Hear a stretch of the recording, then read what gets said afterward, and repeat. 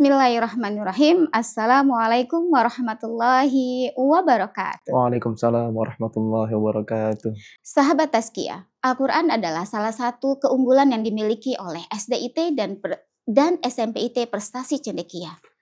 Maka dari itu, kita menghadirkan orang-orang yang berperan dalam membimbing siswa-siswi SDIT, SMPIT Prestasi Cendekia dalam mempelajari Al-Quran, baik cara membacanya, menghafalnya, dan mempelajari kaidah-kaidah tajwidnya. Alhamdulillah telah hadir di hadapan sahabat Tazkiyah seseorang yang tentunya menginspirasi kita semua.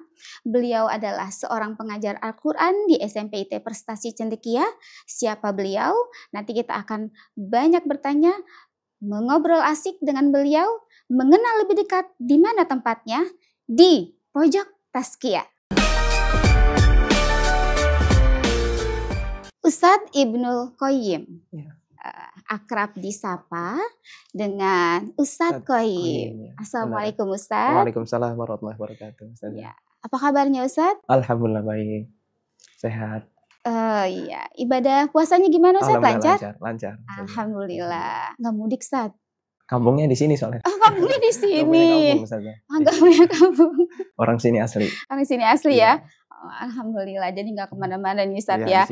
Oke, Ustadz, kita pengen kenal lebih dekat nih dengan Ustadz. Ustadz itu adalah Al-Hafidz Quran ya, hafal 30 juz. Masya Allah, itu luar biasa Ustadz. Jadi kita pengen tahu nih Ustadz, bagaimana Ustadz mengalami proses tersebut. Bisa diceritain nggak Ustadz? Awalnya bisa menghafal tuh dari mana Ustadz? Awalnya itu ketika SD, saya sekolah di SDIT. Namanya SDIT kan itu harus menghafal Quran. Iya. Cuman nggak ditarget di sana. Nggak ditarget. Ya. Dan rata-rata yang lulus di sana itu punya hafalan 2 juz. Sementara saya hafalan cuma 1 juz. Juz 30 dan surat Al-Insan Al-Mursalat. Cuman 2 surat itu, juz 9. Kenapa tuh Ustadz? Ya karena belum ada ketertarikan di situ. Karena kan mungkin itu disuruh ya. Disuruh iya. Karena memang ada peraturan di sekolah harus sekian juz gitu ya. Ngikutin sistem di situ ya mau nggak mau kan harus kita jalani. Cuman belum ada rasa pengen ngafal lebih gitu. Cuman karena mengguguri kewajiban. Iya, sekedar menggugurkan kewajiban. Setelah lulus dari SD itu saya lanjut di SMP. SMP juga SMPIT. SMPIT juga. SDIT, SMPIT gitu ya. Cuman nggak sampai selesai. Cuma 2 tahun di SMPIT. Dan itu saya harus ngulang lagi. Kemana jadinya tuh Ustadz? Ke sekolah mana? Kalau SMPIT-nya cuman... Jadi pas 2 tahun itu setelah nggak di SMPIT lagi, saya pindah di sekolah Islam biasa. Jadi namanya SMP Islam. Nggak ada T-nya. Nggak ada T-nya. Cuma SMP Islam biasa. Nah di situ dapat hafalan kurang lebih juz 29 itu cuma nambah Al-Muluk dan Al-Qalam. Jadi juz 29 nambah 4 surat aja Ustaz. Iya. Karena belum ada ketertarikan di situ. Belum ya, belum ada muncul gitu ya. Jadi pikirannya itu masih main-main aja kayak anak-anak zaman apa. Berarti sama dulu. Nih sama anak-anak kita yang sekarang yang ada di sebagian anak-anak sekarang kita ya, seperti yang Ustadz rasakan. Lalu gimana Ustadz? Selanjutnya? Ya karena dulu masih kepikiran main gitu saja. Dulu kan masih zamannya main warnet tuh. Jadi kita masih senang main warnet. Nah, sampai muncul itu ketika SMK. Jadi setelah SMP itu saya masuk SMK negeri. SMK negeri di Kota Bekasi, saya masuk di sana. Sampai kelas 12 itu baru muncul ada rasa keinginan untuk menghafal Quran. Dan itu pun ketika itu mulai ketertarikannya di bulan Ramadan ketika itikaf. Wah, Masya Allah. Ya. Jadi situ mulai muncul. Jadi pas itikaf itu, pas Ramadan, Umi itu udah bilang, semua anak Umi harus itikaf. Ikut itikaf. Nanti kalau nggak ikut, nggak dimasakin sahur, bilangnya gitu. Bilangnya, mau nggak mau kan kita harus ikut. Akhirnya kita sama beberapa saudara, dan teman itu ikut itikaf bareng Abi. Di salah satu masjid di daerah Durenjaya. Akhirnya di sana kita mulai itikaf. Nama itikaf kan ada sholat qiyamul lail ya Ustazah ya. Iya, betul. Sholat qiyamul lail. Nah di situ saya merasakan tuh ketika sholat qiyamul lail ada seorang sosok ustadz lah yang nantinya akan jadi guru saya gitu. Itu merasa ketika beliau imam, itu pembawaannya enak gitu, didengarnya enak, terus Suaranya, dapat rasanya, ya bukan cuma suaranya tapi rasanya menjiwainya dapat. Sampai beliau itu ketika imam nangis. Dan saya heran, kok ada orang yang ketika lagi sholat gitu baca Quran nangis. Setahu saya itu cuma di YouTube apa di mana dulu kan sering nonton YouTube gitu. Iya, apa dibuat-buat gitu. Cuman kok setiap hari ini nangis gitu. Hampir setiap hari nangis. Akhirnya di situ mulai ketertarikan, kayaknya nikmat ya baca gitu ya. Ada apa ya gitu ya. Muncul ketertarikan. Ketika muncul saya bilang sama Abi, "Bi, ini Ustadz ini siapa?" gitu. Kenal nggak Abi gitu. Kok bisa begini gitu. Emang hafal Quran apa enggak? Saya tanya gitu ke Abi. Akhirnya Abi tahu, oh ini Ustadz ini hafal Quran segala macam. Nah di situ saya mulai ketertarikan sama sosok Ustadz ini. Jadi ada panutan lah. Ada panutan ya. Gitu Ustazah. Oke. Lalu motivasinya Ustadz sendiri bisa hafal sampai 30 juz itu kan nggak mudah, Ustadz. Jadi motivasinya tuh apa tuh, Ustadz? Jadi singkatnya setelah saya ikut dengan beliau, ikut kelas beliau kan punya kelas di masjid itu, dan di sana saya mulai ngafal, dan itu mulai ngafalnya itu kita mulai dari juz 26. Enggak dari juz 30. Juz 26 kan panjang-panjang banget Ustaz ya. Di situ kan mulai menghafal tuh karena ketertarikan. Nah, namanya anak zaman dulu gitu kan, ketika dengar seorang penghafal Quran itu nanti memberikan mahkota gitu kepada orang tuanya, nanti kuburannya dilapangkan gitu. Masih kepikiran itu dulu. Iya. Jadi motivasinya itu dulu. Ya. Masih akhirat. Belum ada tentang dunia gini-gini enggak. Cuman karena sering dimotivasi begitu sama guru ya. Nanti bisa sampai memakaikan mahkota ke orang tua gitu kan ketika di akhirat, bisa ngajak keluarganya juga. Jadi ada ketertarikan di situ, motivasi. Dan pastinya mulai ngafal berat karena mulai juz 26. Juz 26. Masya Allah. Jadi sahabat Tazkiyah luar biasa nih Ustadz Qoyim ya. Jadi punya motivasinya itu karena tadi kata-kata yang memberikan mahkota untuk ayah bunda ya, untuk bunda terutama gitu ya, dan juga bisa mengajak keluarga. Masya Allah itu luar biasa ya. Dan kemudian menghafalnya luar biasa berat dari juz 26 itu kan panjang-panjang banget gitu ya. Oke. Ditambah lagi maksudnya kita ada sosok gitu saja, ada sosok teladan, jadi itu yang membuat lebih kita semangat menghafal. Karena ada semangat di situ ya, jadi ada motivasinya ya luar biasa, ada yang memotivasi terus juga gitu ya, bisa hafal sampai 30 juz. Terus sampai berapa lama Ustadz? Hafal 30 juz itu berapa lama? Jadi prosesnya sebenarnya bertahap ya. Jadi saya mulai itu ketika kelas 12 SMK, itu mulai menghafal, kemudian dapat 5 juz. Dari juz 26 sampai 30 saya sudah hafal. Sampai 30, dari 26 sampai 30. Dan alhamdulillah di situ lancar 5 juz. Jadi kan ada kesenangan sendiri ya. Iya. Akhirnya pengen hafal lagi dah. Udah dapat 5 juz gini. Seneng banget pastinya ya. Karena saya bisa baca tanpa ngelihat gitu. Jadi senang, ada kesenangan sendiri. Akhirnya minta sama Abi buat cariin pesantren tahfiz yang khusus hafal. Jadi biar lebih fokus ya. Jadi melanjutkan di pendidikan non formal gitu, pesantren tahfiz di daerah Bandung. Di sana saya mulai ngafal lagi kurang lebih 1 tahun. Di sana fokus karena cuma menghafal dan belajar ilmu agama lainnya. Situ alhamdulillah selesai. Sampai wisuda. Berapa lama tadi Ustaz? Jadi di masjid itu 1 tahun, kemudian lanjut di pesantren 1 tahun, dan itu selesai. Cuman belum kuat hafalan, karena masih 1 tahun. Jadi bagi saya 1 tahun itu cuman ya belum terlalu kuat itu saja. Masih perlu penguatan lagi. Dan penguatannya itu saya masuk ke pesantren tahfiz lagi. Di daerah Depok. Daerah Depok. Di situ lebih intens lagi. Jadi saya di pesantren itu mulai murojaah, memperkuat sampai 4 tahun. Sampai 4 tahun akhirnya bisa ujian gitu. Luar biasa, jadi seneng banget ya. Jadi lebih karena senang tadi ujian. Udah bisa dari 26 sampai 30 tuh saya bisa nih. Jadi akhirnya karena seneng banget bisa jadi lanjutin gitu ya, melanjutkan karena lagi ya. Gitu. Oke. Nah, Ustadz kira-kira punya metode khusus nggak sih gitu ya cara menghafalnya gitu?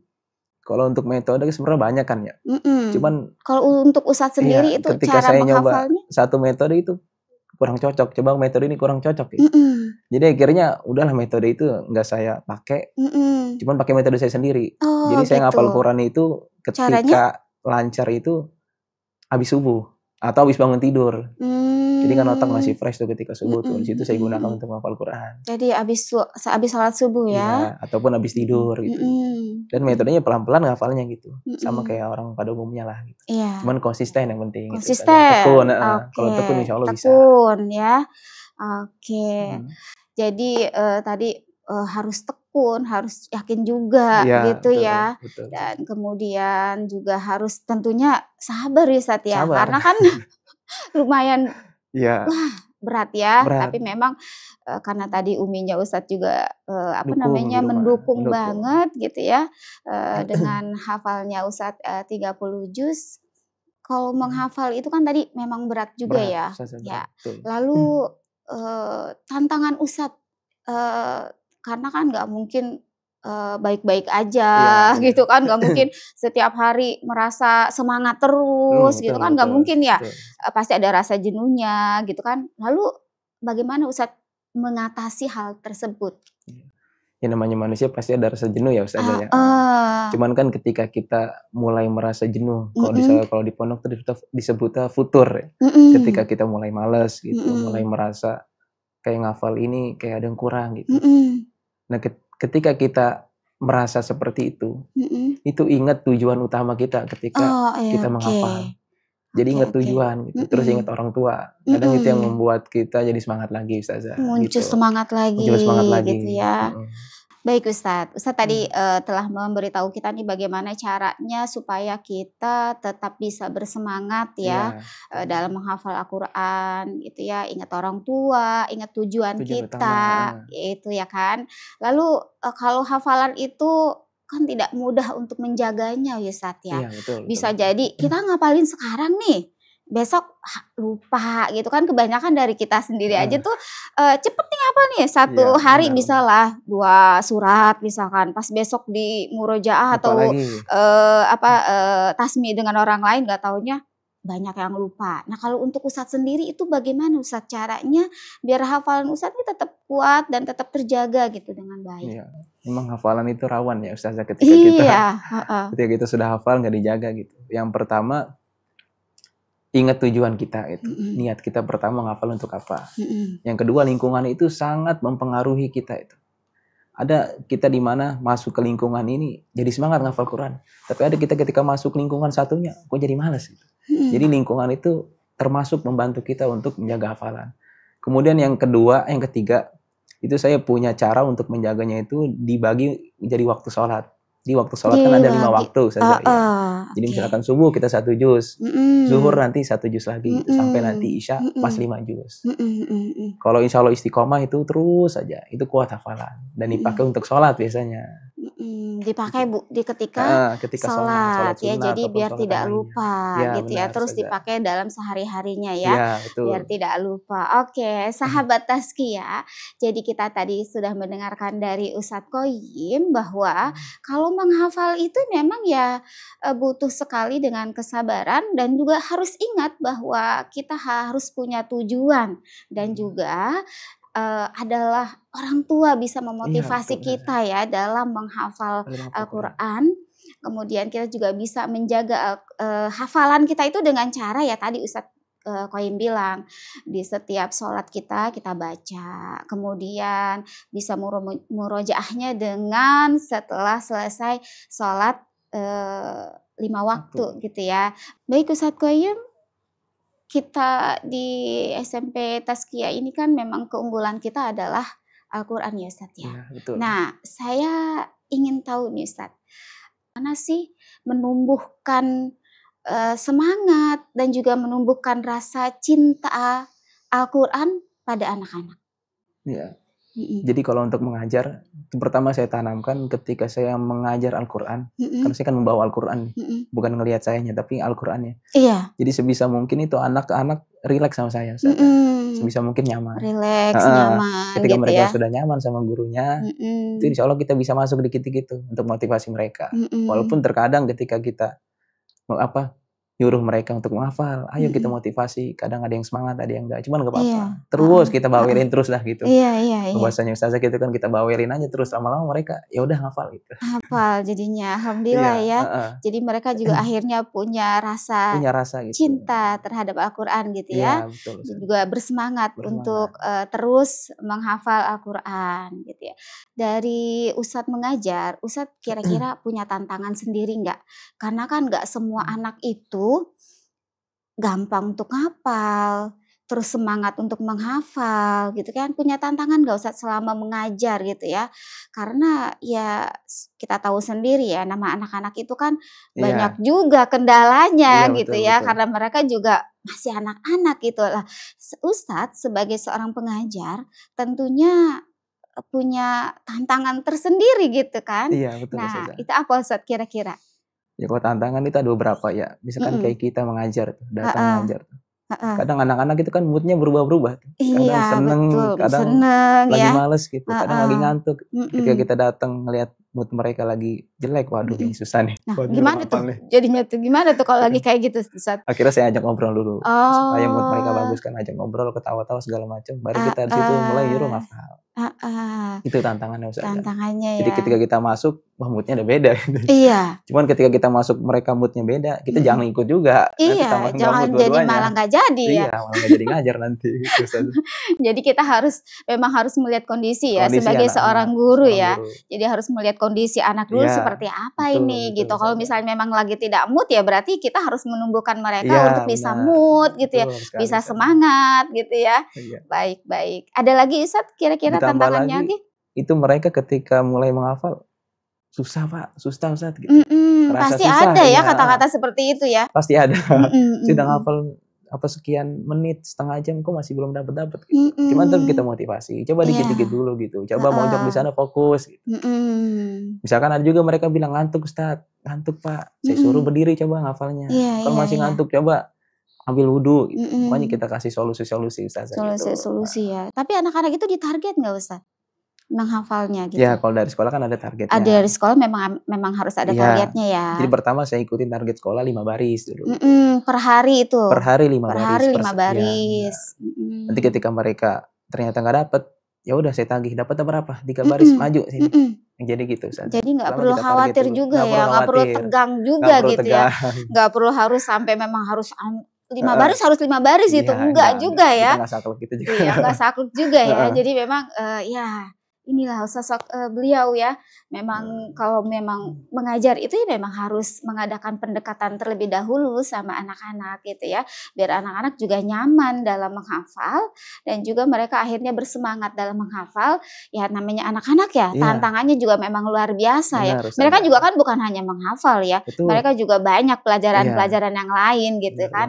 Dan kita memang sebagai pengajar juga harus memaklumi itu dan melihat kondisi dan kemudian membangkitkan semangat mereka lagi untuk kembali lagi ke Al-Qur'an gitu ya. Betul, iya, jadi ayah bunda tidak perlu khawatir karena di SMP Prestasi Cendekia guru-gurunya adalah yang bagaimana bisa mendekati siswa, melakukan pendekatan yang luar biasa dengan terhadap siswanya. Jadi siswa itu tidak perlu yang namanya takut atau merasa cemas gitu. Tidak hafal harus gimana nih gitu ya. Baik, Ustadz, kalau dari Ustadz sendiri apa ya, ada ayat yang istilahnya begitu berkesan sama Ustadz tuh ada nggak Ustadz? Ada Ustazah. Ada? Ya, jadi ada satu ayat Ustazah di surah Al-Imran ayat 159 di juz 4. Di situ saya ketika baca, ini maknanya dalam sekali. Karena banyak nilai-nilai yang bisa diambil. Contohnya kayak tentang kasih sayang, tentang kelembutan, tentang kesabaran Nabi. Kemudian ketika Nabi punya azam, beliau bertawakal. Nah di situ kayaknya ayat itu cocok untuk menghafal Quran. Iya, ketika punya azam itu punya tekad yang kuat untuk menghafal atau mempunyai tekad atau impian apapun, ya udah bismillah, tawakal kepada Allah gitu. Iya, Masya Allah ya.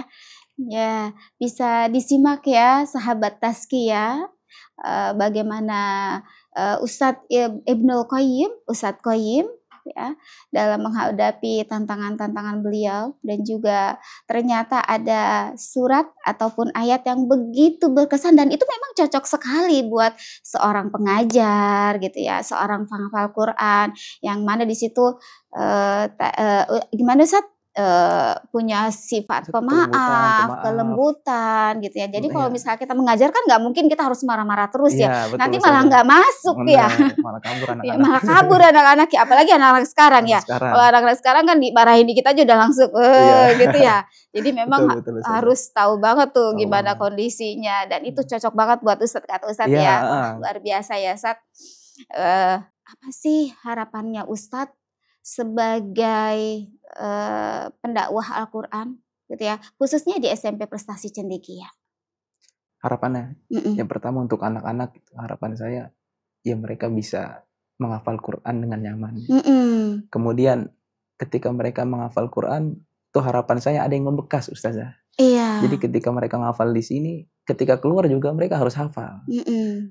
Saya lebih senang itu ketika mereka menghafal sedikit, tapi ada bekasnya. Ketika mereka hafal banyak, tapi nggak ada bekasnya. Lulus selesai juga gitu ya. Ya, jangan sampai yang seperti itu ya, Ustaz ya. Masya Allah. Itu harapan kita kepada anak-anak, terutama dalam belajar Al-Quran, Ustazah. Betul sekali. Baik. Terakhir mungkin Ustadz, jadi kira-kira apa nih nasihat Ustadz terhadap anak-anak ya dalam menghafal Al-Quran ini? Ya, yang pertama luruskan niat itu. Luruskan niat dalam menghafal Quran, luruskan niat, kemudian fokus dalam menghafal Quran. Ya mudah-mudahan Al-Quran itu nanti yang memberikan keberkahan kepada mereka gitu. Kalau mereka memang istiqomah terus berinteraksi dengan Al-Quran, membaca maupun menghafal, insya Allah ada keberkahan di situ. Saya berharap itu mereka bisa hafal dan menjaga hafalannya, kemudian bisa mengamalkan juga, Al-Qurannya. Ya, insya Allah. Oke, baik. Terima kasih Ustadz Qayyim. Nah, tunggu apa lagi? Sahabat Tazkiyah, ayah bunda, bapak ibu, adik kakak, tunggu apa lagi? Segera daftar di SMPIT Prestasi Cendekia dan SDIT Prestasi Cendekia, kuotanya tinggal sedikit lagi.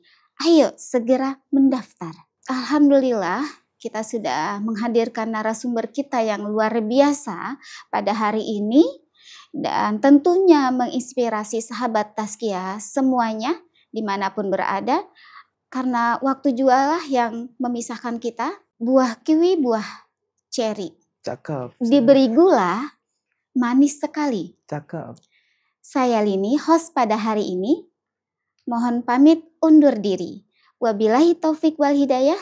Wassalamualaikum warahmatullahi wabarakatuh.